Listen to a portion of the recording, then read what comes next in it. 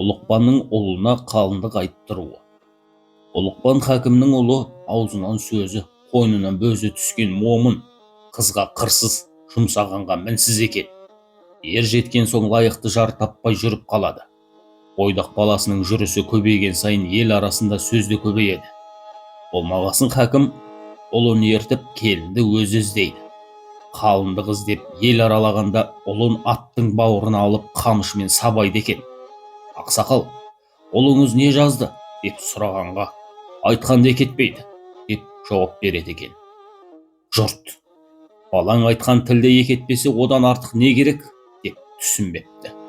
Күндер өте береді. Бір күні бір ауылға келіп, ұлын тағы сабапты.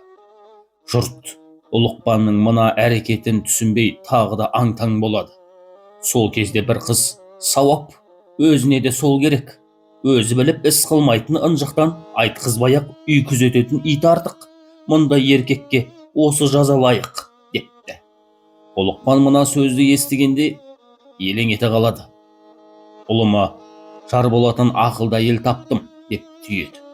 Сол қызды айттырып, ұлының бағын ашыпты.